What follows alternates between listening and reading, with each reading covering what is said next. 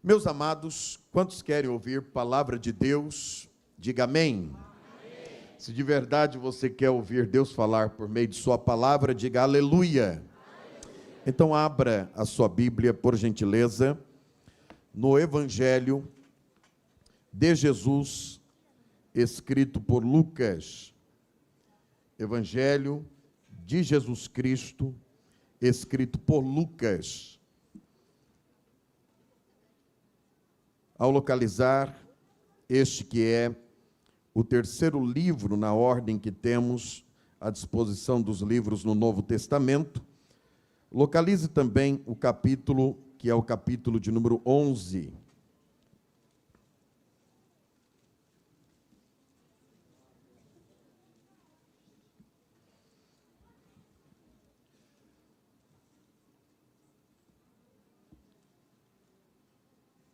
Evangelho de Jesus, escrito por Lucas, capítulo de número 11. E estaremos lendo os dois versículos, que é o versículo 29 e o versículo de número 30. Lucas, capítulo 11, verso 29 e verso 30. Os que encontraram o texto em referência, digam amém. Amém. Diz assim a palavra do Senhor. E ajuntando-se a multidão, começou a dizer: maligna é esta geração. Ela pede um sinal, mas não lhe darei, ou não lhe será dado, outro sinal, senão o sinal do profeta Jonas. Porquanto, assim como Jonas foi sinal para os ninivitas, assim o Filho do Homem o será também para esta geração. Quem pode dizer amém? Amém? Meus queridos, que o Senhor Deus, por graça, nos ajude na ministração de sua palavra. Este texto que nós acabamos de ler, texto do Evangelho de Jesus, escrito por Lucas, fala-nos sobre o sinal de Jonas, uma referência que nós encontramos na fala de Jesus, na abordagem de Jesus, e que é registrada em dois livros da Sagrada Escritura, o Evangelho segundo Lucas, que nós já lemos, e também há um registro no Evangelho de Jesus, escrito por Mateus, também no capítulo 12, verso 39 e 40. E nestes dois trechos da Escritura Sagrada, nós encontramos o que chamamos de base veterotestamentária, já que há uma referência direta a uma passagem bíblica e a um personagem, uma personagem do Antigo Testamento. E se nós analisarmos e estudarmos este texto, veremos que aqui Jesus está falando claramente sobre a sua morte e sobre a sua ressurreição. E o sinal que aqui está estabelecido é tão significativo que demonstra sua identidade messiânica e a promessa que a humanidade esperava de um Salvador bendito. Este texto que nós ora lemos trata de uma geração que está pedindo a Jesus um sinal, e Jesus está dizendo que não daria outro sinal, senão o sinal já dado, o sinal de Jonas.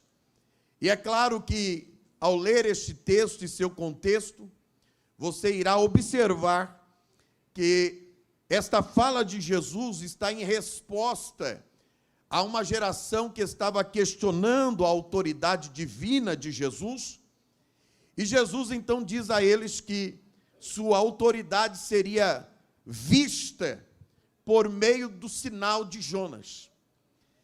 E a autoridade de Jesus é vista aqui porque neste paralelo traçado entre este assunto do Antigo Testamento e este novo assunto que Jesus está abordando, uma vez que a autoridade de Jesus seria vista por meio de sua ressurreição, já que está estabelecido que Jesus, assim como Jonas, ficaria 3 dias morto, sepultado, mas no 3º dia ele ressurgiria, ele ressuscitaria. E se aquela geração estava aguardando um sinal, o sinal seria este, de que ao ser morto o nosso Jesus, no 3º dia nada, nem ninguém poderia segurar Jesus naquela sepultura. E é importante que nós analisemos aqui estes 2 textos da Escritura Sagrada, o primeiro em Mateus 12, 39 e 40, porque em cada um deles nós temos uma mesma fala de Jesus, mas em contextos diferentes. No contexto de Mateus, Jesus está confrontando os fariseus e os escribas, a liderança religiosa, que está questionando a autoridade de Jesus e pedindo um sinal para que eles pudessem acreditar que Jesus, ele havia vindo do próprio Deus. Já no contexto de Lucas, Jesus está falando a uma multidão, após ele ter expulsado um demônio de uma pessoa, agora são aquelas pessoas que estão pedindo um sinal, para testar se Jesus Cristo, de fato, era o Messias. E ao comparar essas 2 passagens, elas têm muita semelhança, porque em todas elas, Jesus está falando para uma geração. Jesus está falando para aqueles que estão lhe ouvindo. E aqui entra a importância desse sinal de Jonas, da forma como Jesus responde a esta geração com quem ele está falando. E se você observar, Jesus emite aqui um juízo de valor acerca daqueles que estão recebendo a sua mensagem. Jesus diz que é uma geração perversa, que é uma geração maligna, mas ainda assim, Jesus diz que esta geração deveria olhar para o sinal já dado, o sinal do profeta Jonas. E para compreendermos neste culto de ceia, o que é que Jesus, ele quer nos dizer com esta palavra, nós precisamos, ainda que sucintamente, trazer à nossa memória essa história da vida do profeta Jonas. Eu sei que a passagem de Jonas é uma passagem bastante conhecida e que, até certo ponto, boa parte de nós que estamos aqui, se não todos, nós conhecemos a história de Jonas. Quem foi Jonas? Jonas foi um profeta chamado pelo Senhor. O Senhor o chama e dá a ele uma missão. Então, nessa qualidade, nós estamos diante de alguém que recebeu uma importante chamada e uma importante missão da parte do Senhor. Mas Jonas, ao receber esta chamada, ao receber esta missão, ele olhou não somente para a missão, mas ele olhou para aqueles que iriam ouvir a sua mensagem. Jonas foi chamado a ir para Nínive, e lá em Nínive havia também uma geração perversa, uma geração maldosa, má, mas ele, ao invés de cumprir a sua missão, o texto sagrado diz que ele fugiu em direção oposta. Ele fugiu para não cumprir com o seu chamado, com a sua missão, e ao invés de ir para Nínive, ele então foi para Tarsis, desceu a Jope, pegou um navio e foi em direção contrária. E a partir dali, nós começamos a ver o que é que acontece com alguém que deixa de cumprir o seu chamado, com alguém que deixa de cumprir a sua missão. Neste momento, nós começamos a ver uma grande tempestade vindo no mar onde estava a embarcação de Jonas. E, por favor, redobre a tua atenção, não perca ela.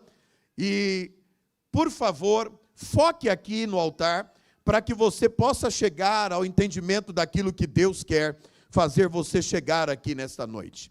No meio da tempestade, nós vemos ali algumas atitudes entre aqueles que estavam naquela embarcação, porque eles começam a temer, a tempestade ela cresce, e agora toda aquela tripulação estava se perguntando o porquê de todo aquele mal, de toda aquela intempérie, e eles começam então a se perguntar e a perguntar uns aos outros e a lançar sorte para saber o porquê de todo aquele mal.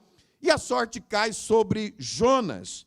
E então eles começam a interpelar Jonas para dizer: quem você é? De onde você vem? Qual é a tua ocupação? E ele então começa a declarar: eu sou hebreu, eu sirvo ao Deus dos céus, e eu estou aqui fugindo de uma missão, fugindo de entregar uma mensagem. E logo então se observa que todo aquele mal, toda aquela situação era criada por causa da desobediência do profeta Jonas. E eles então começam a perguntar: e o que devemos fazer para sermos livres de todo este mal? Então eles chegam a um consenso, até pelo próprio Jonas: me lance ao mar, porque eu sou a causa de toda esta aflição. Nós vemos o profeta Jonas ser lançado ao mar, e a partir daí nós começamos a observar o quanto nosso Deus é soberano, e como Ele é Senhor de todas as coisas, e é o Senhor da história. Se Jesus não citasse esse texto, até pareceria apenas uma história, daquelas histórias que nós lemos no Antigo Testamento. Mas essa história está tanto no curso daquilo que Deus controla e quer fazer acontecer, que o Senhor Deus vai providenciar um livramento a Jonas, porque isso seria um sinal para lá na frente, a geração que receberia o Messias entender que o Senhor Jesus, Ele veio do alto, Ele veio de Deus, e Ele veio para a humanidade. E o que é que nós vemos nessa história? Nós vemos o Senhor preparar um grande peixe, que vai engolir Jonas, e Jonas vai ficar 3 dias e 3 noites no ventre daquele peixe. Ele chega ao ponto de dizer que ele estava no inferno, e lá no inferno ele clamou a Deus, e Deus o ouviu.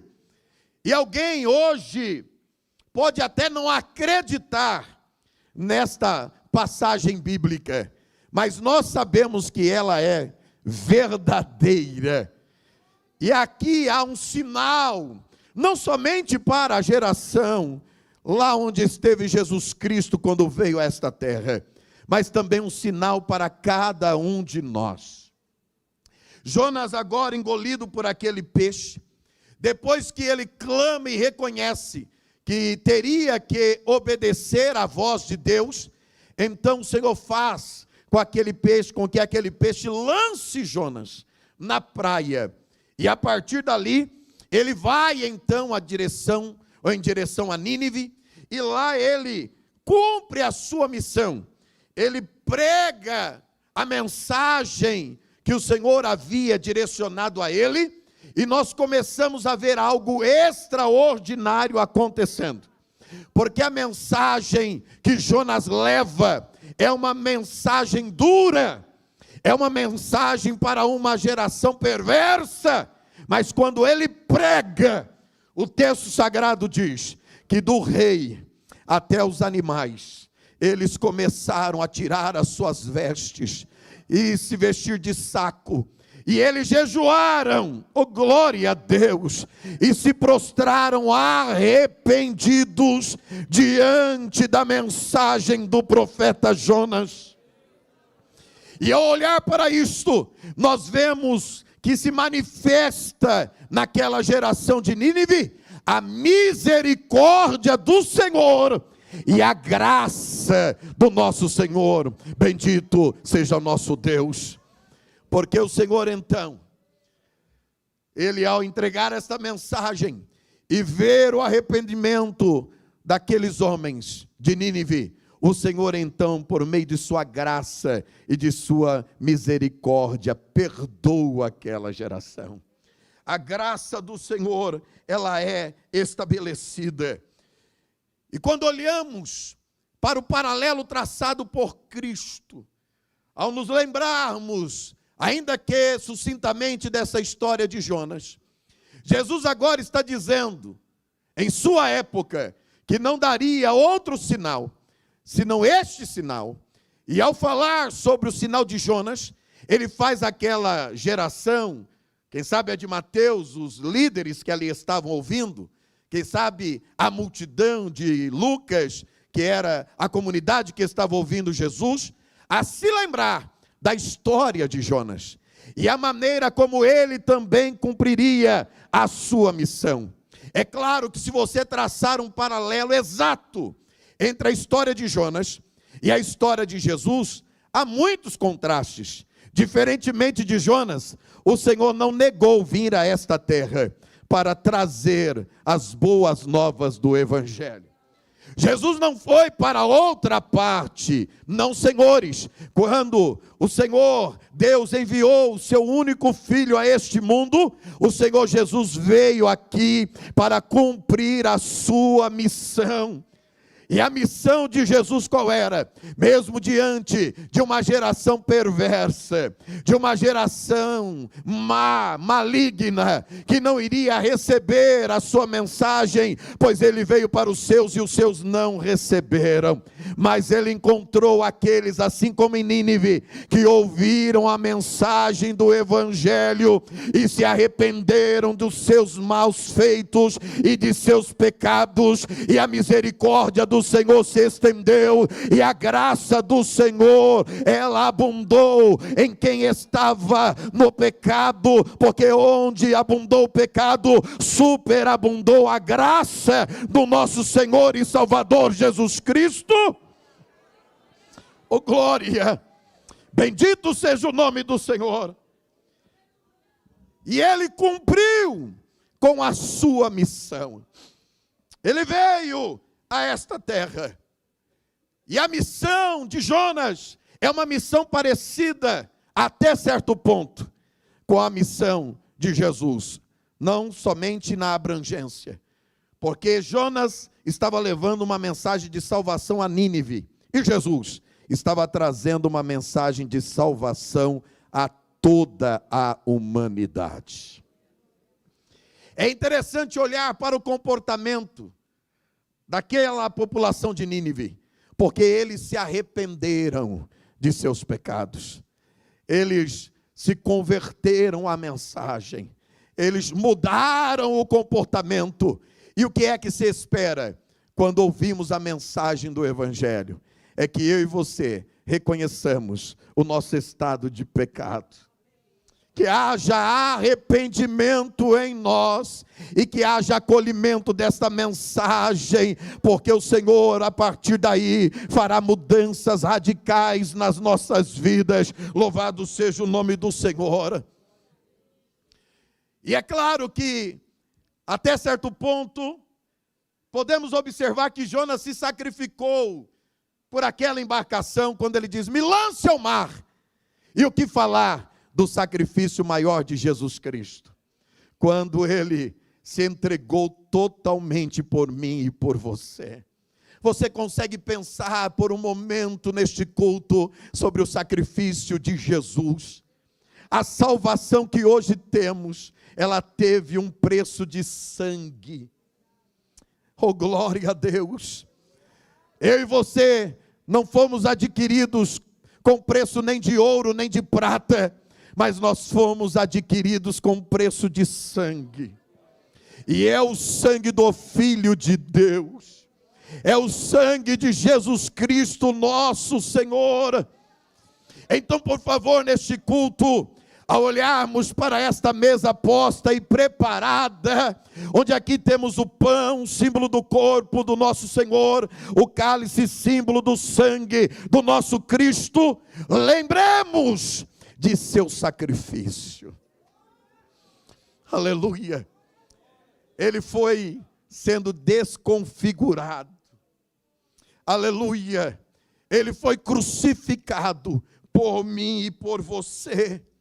E se olharmos este sinal que Jesus está nos dando, olhemos para a sua misericórdia, olhemos para a sua graça. Se aos ninivitas ele usou de misericórdia, ele usou de graça, imagine a mim e a você. Não fosse pela misericórdia do Senhor, nenhum de nós, e eu vou repetir, nenhum de nós teríamos acordado hoje cedo. Se você despertou hoje pela manhã, adore e glorifique a Deus, porque as misericórdias do Senhor se renovaram sobre as nossas vidas. São elas a causa de nós não sermos consumidos. E a graça dele, o favor imerecido dele. Jonas, ao olhar para os ninivitas, concluiu que os ninivitas não mereciam a graça de Deus, não mereciam a misericórdia de Deus. Era um povo cruel. Jesus, ao vir a esta terra, fala e traz a sua mensagem a uma geração maligna, perversa, mas ainda assim, ele veio a esta terra. E é isso que me encantou neste texto. E aí eu pergunto, será que nós somos diferentes? Será que o sacrifício dele por nós foi porque nós éramos bonzinhos? Foi porque nós éramos merecedores? Eu não sei você, mas quando eu participo de um culto de ceia, eu preciso lembrar de onde foi que o Senhor, ele me tirou. Eu preciso resgatar a minha memória, que Ele se sacrificou por mim, quando eu nem conhecia Ele. Oh, glória a Deus, aleluia, sem valor algum, mas Ele olhou para mim e olhou para você, e viu valor em nós. Uramantorei de candarária sou, louvado seja o nome do Senhor. Então olhemos para a sua graça, olhemos para a sua misericórdia. E assim como Jonas proclamou a mensagem, e ao proclamar a mensagem surtiu efeito. Jesus proclamou a mensagem, trouxe o evangelho a esta terra. E aí olhe para esse resultado. Jesus veio a esta terra, pregou aqui 3 anos e meio, foi crucificado no ano 30, mais ou menos no ano 30 de nossa era. Hoje nós estamos em 2023, e a mensagem que ele trouxe lá atrás, ainda faz efeito até hoje. Você consegue glorificar a Deus ou está difícil? A mensagem de Jesus continua ressoando em nossos corações, ressoando em nossas vidas. As lutas, as dificuldades podem até ter lhe trazido hoje aqui e ter afogado o teu coração em tristeza, a tua mente em preocupações, mas eu tenho uma palavra de Deus para o teu coração. Foi o Senhor quem te chamou, quem te escolheu, Ele te salvou, manifestou a você sua graça, sua misericórdia. Então, pelo amor de Deus, celebre nesta reunião hoje à noite, pois nós estamos diante dEle, celebrando.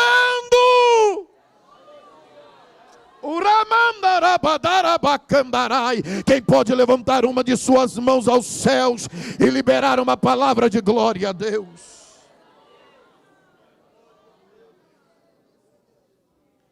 Logo, ao refletirmos sobre este texto, precisamos refletir sobre o seu sacrifício redentor.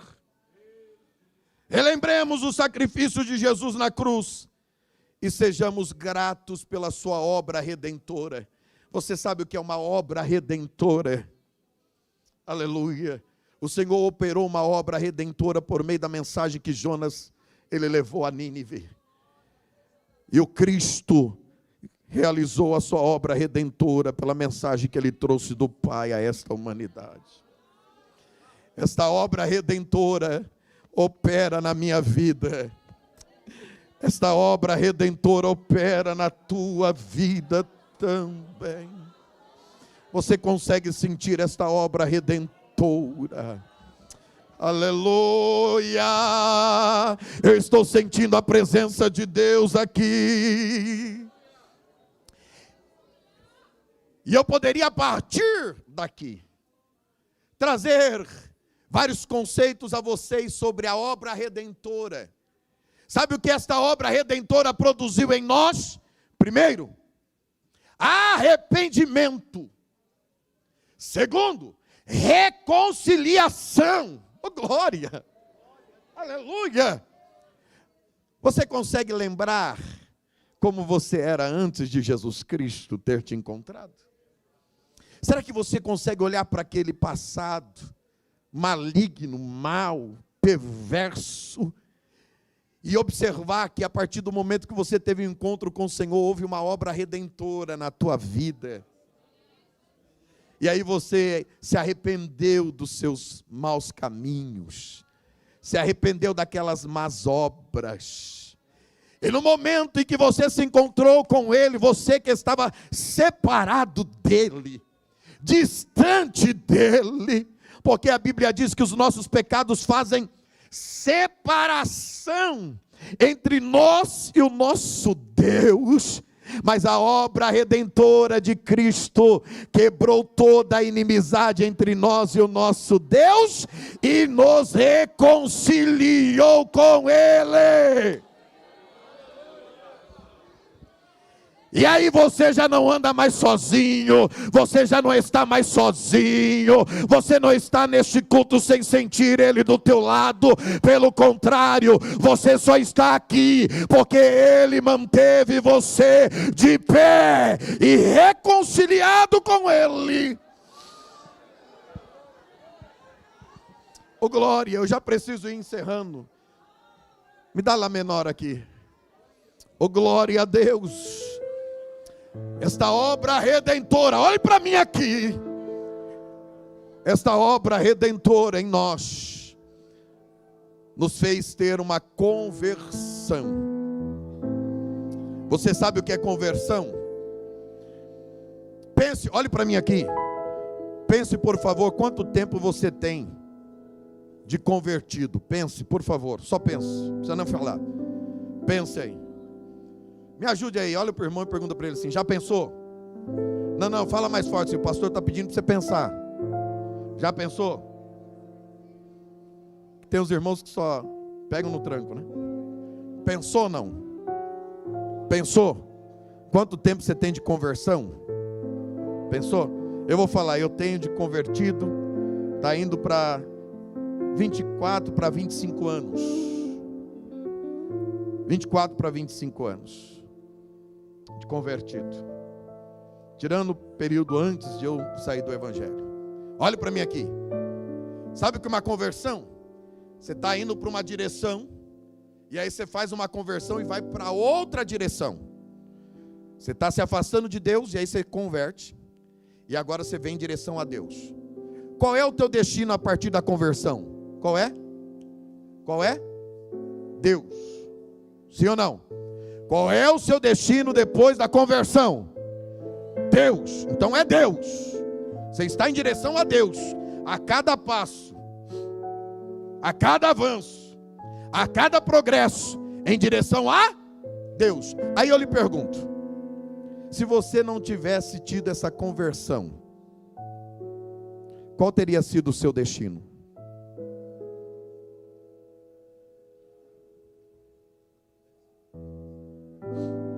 Se esta conversão não tivesse acontecido pela obra da redenção, onde você estaria? O que você estaria fazendo num sábado como este? Pergunto, será que estaria vivo? Será que estaria sentado à mesa?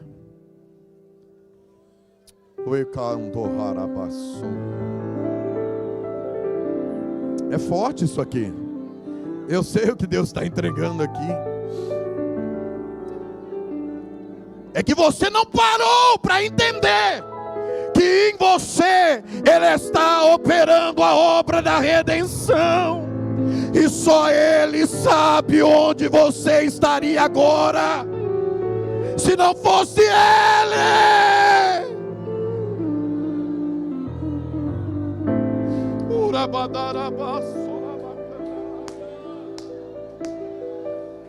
Oh meu Deus,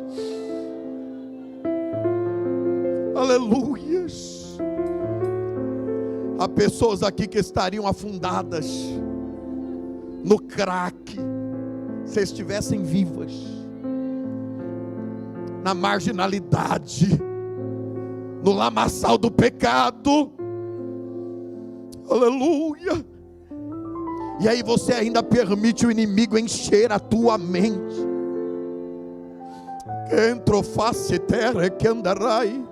Pelo amor de Deus, reconheça a obra da redenção operando em você. Aleluia. Tem lutas, tem dificuldades, eu sei, mas Ele está operando a sua obra.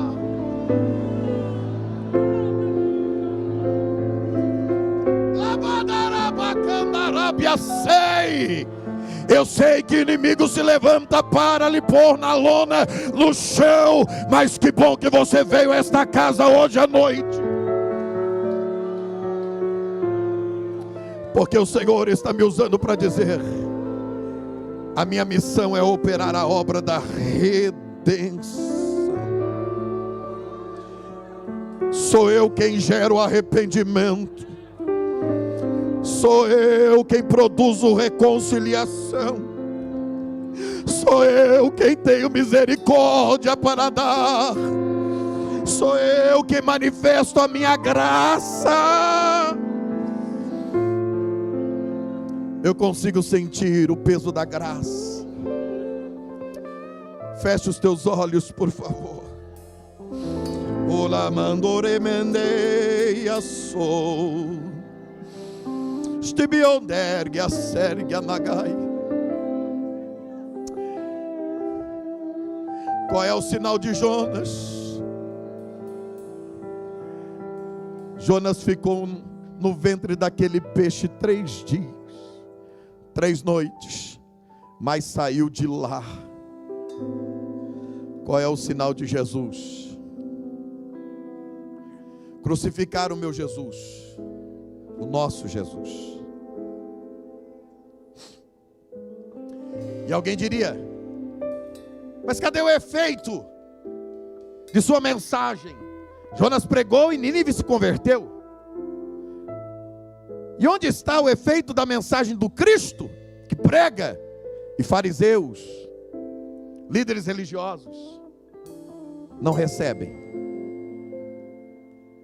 É só você olhar para a aplicação do Evangelho do Cristo. Publicanos que eram considerados animais, agora estão recebendo o Evangelho.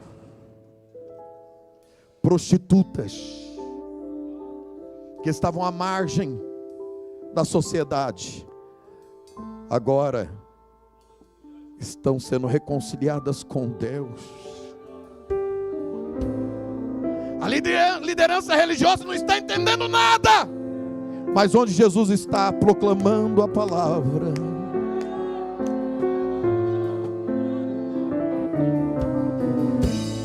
a palavra está pegando quem não é, os que não são. Chegaram ao ponto de dizer: como é que o seu mestre janta com publicanos, pecadores, meretrizes? Aí Jesus diz: não são os sãos que carecem de médicos, são os doentes. E eu vim para salvar aqueles que estavam perdidos. Eu era um perdido. Coral da igreja, se prepare para louvar. Eu era um perdido. Onde está mais alguém que era perdido também? Mas essa obra bendita da redenção, oh glória, ela me resgatou. E eu tenho bem claro isto: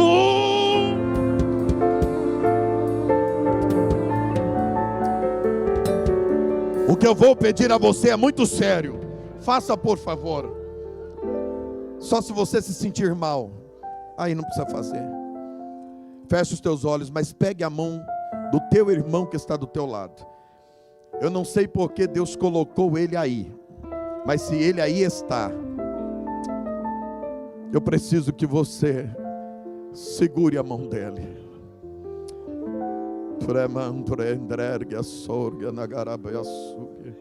Você vai participar dessa ceia assim.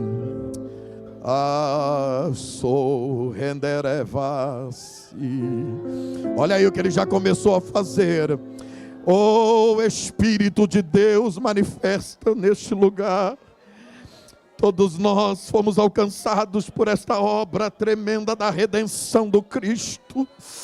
Oh, cada um de nós sabemos onde foi que Ele nos encontrou, de onde foi que Ele nos tirou. E glória a Deus, porque Ele nos salvou, porque Ele morreu em uma cruz por mim e por você. Oh Pai bendito, estamos diante de Ti, cercando esta mesa.